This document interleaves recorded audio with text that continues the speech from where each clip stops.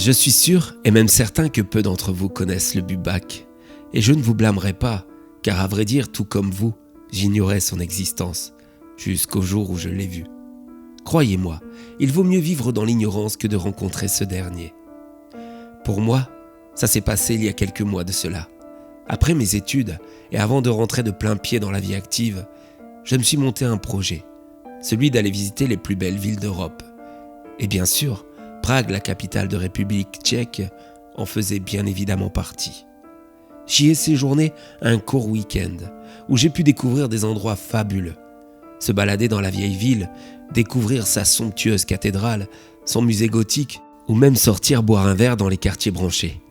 Si vous avez l'occasion de voir cette petite merveille, croyez-moi, vous ne le regretterez pas. Par contre, ne faites pas la même erreur que moi. Ne vous perdez pas sur les routes de campagne profondes de ce pays. Il s'y trouve des créatures étranges et très dangereuses. Je roulais sur la route pour me rendre à Kutna-Hora. La nuit était tombée, donnant à cette départementale un côté lugubre et flippant, bien loin de la chaleur de la capitale. Alors que je me concentrais sur le trajet sinueux, j'aperçus sur le côté de ma route une jeune femme qui faisait du stop. Qui pouvait être assez inconsciente pour en faire à cette heure-ci dans un endroit aussi sinistre ? Je m'arrêtai et je lui demandai en anglais où elle voulait aller. Par chance, elle se rendait au même village que moi et parlait correctement le français. Ça a tombé plutôt bien, d'autant qu'elle était assez jolie. Nous avons donc discuté un bon moment. Elle était étudiante en langue et avait voyagé en Europe comme moi. Je remerciais la Providence d'avoir mis une telle jolie personne sur mon chemin, qui avait autant de points communs avec moi. Alors que nous roulions à vive allure, mon pneu droit avant a explosé, me forçant à me ranger sur le bas-côté. La chance finalement avait été de courte durée. Contraint de m'arrêter, je sortais de la voiture pour regarder les dégâts, pneus éventrés sur toute sa longueur. Comme je possède un nouveau modèle de voiture, j'avais juste un kit anti-crevaison et rien d'autre. Sans le vouloir finalement, je lui faisais le coup de la panne. Mais il fallait trouver une solution. Je me suis alors rabattu logiquement sur mon portable et devinez quoi ? Pas de réseau. Je scrutais alors à l'horizon, et du plus loin que je pouvais autour de moi, des champs à perte de vue. Mais là-bas tout au bout, tout au fond d'une colline, il semblait y avoir une ferme. On était sauvés. Je proposai donc à ma passagère de fortune de suivre la route jusqu'à celle-ci. Là, on demanderait pour appeler une dépanneuse. Nous marchions donc le long de la route. Il faisait très très noir. Un léger vent frais soufflait. De chaque côté de celle-ci, il y avait des champs de maïs, assez hauts pour la saison. C'était angoissant.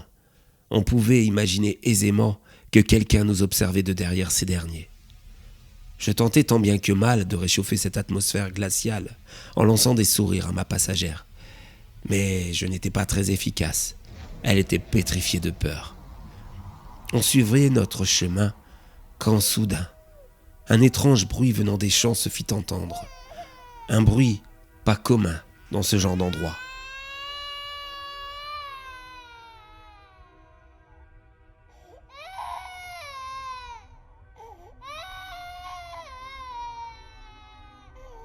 Ce son était si bizarre, si incongru, à pareille heure dans le noir, en pleine campagne. Pourtant, c'étaient bien les pleurs d'un bébé. J'ai bien sûr feint de ne pas entendre, mais mon autostoppeuse, elle, ne pouvait nier et faire comme si de rien n'était. Tout naturellement, elle me prit la main et m'entraîna dans les champs, direction les cris. Je tentais vainement de la raisonner, mais son instinct de femme, peut-être de future mère d'ailleurs, lui donnait bien plus de courage que je n'en avais à cet instant.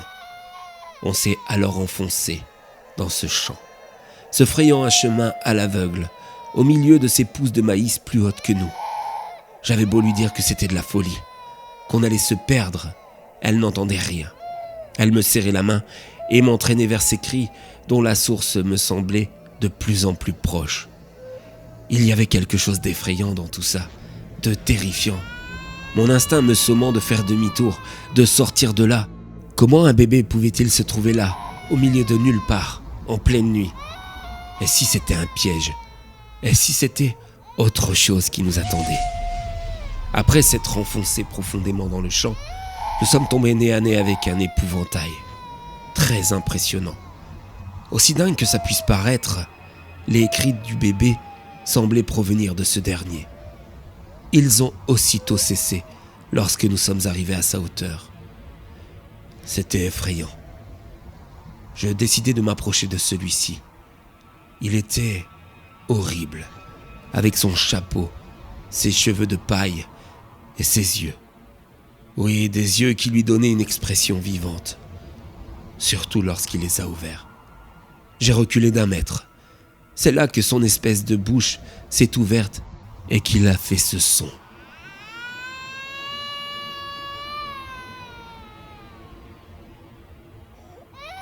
Je ne m'étais pas trompé. C'était un piège d'une créature maléfique. Je l'ai vu alors se soulever du pieu sur lequel il était posé. Je me souviens avoir hurlé « Cours !» à la jeune fille qui m'accompagnait. Et je me suis mis moi aussi à courir à travers le maïs, comme un fou, à en perdre le souffle, les feuilles me fouettant et coupant mon visage. J'ai couru tant que j'ai pu, pour m'arrêter à bout de souffle. Je me suis alors caché, tremblant, dans cet immense champ. Il fallait bien me rendre à l'évidence. J'étais perdu dans ce dernier. J'étais poursuivi par une créature horrible. Et j'avais semé par la même occasion ma chère autostoppeuse. À ce moment précis, je ne sais pas pourquoi, mais je me suis mis à espérer que le jour se lève. Peut-être que cet horrible épouvantail ne se montre pas agressif lorsqu'il fait jour. Je restais prostré, accroupi dans mon coin, quand soudain, un homme se jeta sur moi en m'empêchant de crier. D'un air menaçant, il me fit comprendre que je ne devais pas hurler. Puis il retira sa main de ma bouche pour me laisser parler. Qui êtes-vous ? Ah, dois être français. Écoute, pas faire de bruit, surtout. Mais qu'est-ce qui se passe ? Qu'est-ce que c'est que ce monstre ? Lui, être le Boubac. Le Boubac est le démon des champs. Si on pénètre dans les champs la nuit, alors on doit lui apporter sacrifice. Il doit se nourrir. Mais si vous savez ça, pourquoi vous êtes venu dans les champs la nuit ? J'y travaille. Moi, j'ai dormi, j'ai fait sieste dans un coin, mais je me suis réveillé trop tard. Et vous savez où est la sortie ? Oui, mais pas quitter cet endroit sans avoir fait sacrifice. C'est très bien, je t'ai trouvé. Voilà comment quelques minutes plus tard, je me suis trouvé face au Boubac, avec ce vieil homme. Cette horrible créature salivait déjà son futur repas. On n'a pas vraiment mis longtemps à retrouver ma chère autostoppeuse. Elle n'était pas très loin de nous. Alors, on lui a apporté. J'ai vu des lianes sortir de la terre pour tenir la pauvre fille, hurlant de terreur. J'ai observé comment la bouche de cette horrible créature s'est ouverte jusqu'à pouvoir avaler cette dernière vivante. J'ai entendu ces bruits horribles, d'os qui se broyaient, de chair qui tombait en lambeaux, les derniers soupirs de cette charmante fille, un peu trop imprudente. Dès le repas du Boubac fini, les épis de maïs se sont comme écartés, comme pour nous indiquer le chemin vers la sortie. L'homme qui m'accompagnait s'est montré alors très reconnaissant. Il m'a même aidé à réparer ma voiture. J'ai repris le jour même ma route pour mon périple des capitales européennes, en tentant d'oublier tant bien que mal cette horrible histoire. Oui, je sais très bien ce que vous devez penser. Je suis un monstre. C'est horrible ce que j'ai fait. Et d'une certaine manière, vous avez raison. Mais si vous aviez été à ma place, face à l'horrible Boubac, auriez-vous agi autrement ? Je n'en suis pas sûr. Quoi qu'il en soit, c'est pour ça que je vous mets en garde.